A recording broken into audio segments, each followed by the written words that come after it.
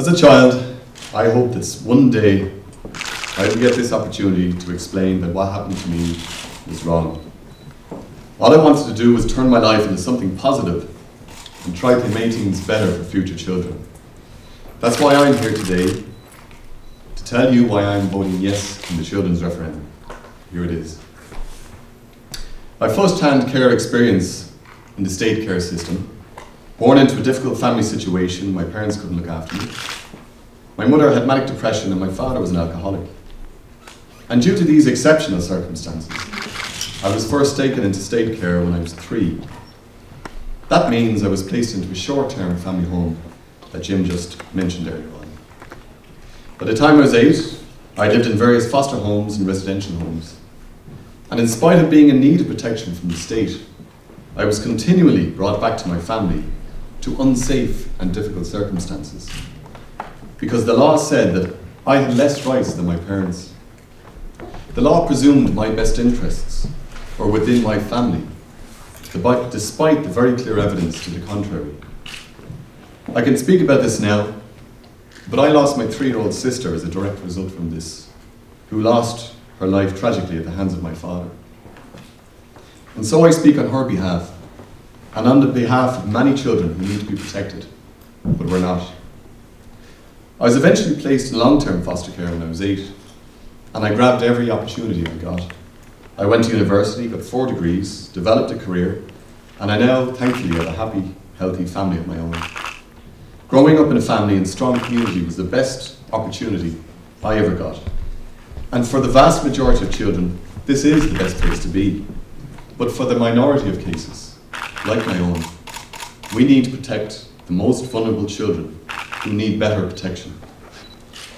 And as Leo said, I'm also a voluntary board director of the Irish Foster Care Association, representing families like Jim's who look after children who need to be brought into state care. 9 out of children who are in state care are in foster care. And up to 2,000 children are in long-term foster care, and as the Minister for Children said, some of them now have the opportunity to have a second chance at a stable, loving, permanent family by being adopted. And there are many aspects to the wording of this amendment that will give better protection to children. And I would like to put 3 aspects to you this afternoon. And listen to this. The first one is intervention by the state in exceptional circumstances. The new wording will empower the state to intervene in exceptional circumstances to help families and provide support where children are at risk. This will make it easier for social workers to intervene sooner where children are at risk. There were times when I cried out for someone to protect me and look after me. And when it did happen, it was too late. It was too late.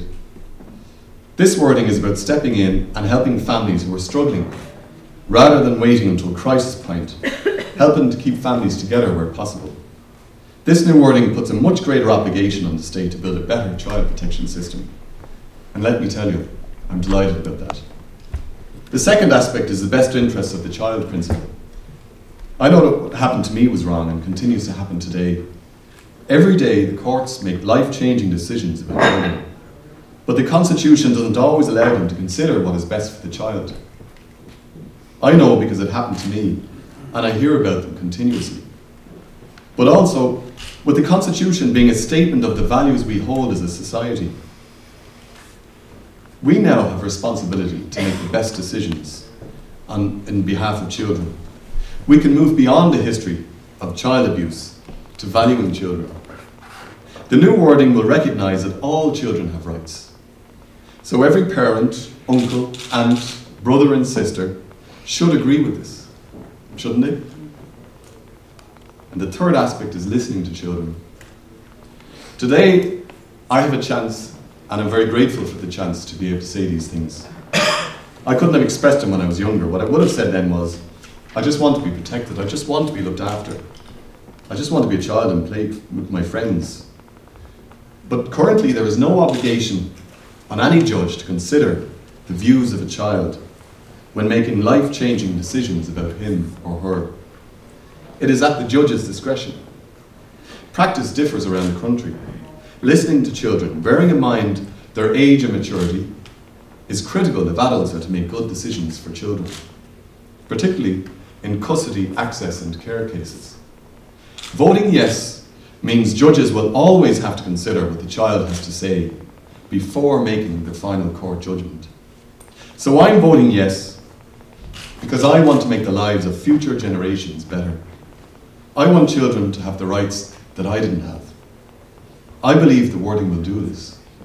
And why do I believe it? Because we'll get a better child protection system that will mean children are better protected and families are supported to avoid them reaching crisis point. Children will be given the opportunity to be adopted that would not have the chance before. Judges will have to listen to children before deciding certain court cases. Judges will have to think about the best interests of children when deciding certain court cases. And this country can finally move beyond our difficult history to respecting, protecting, and listening to children.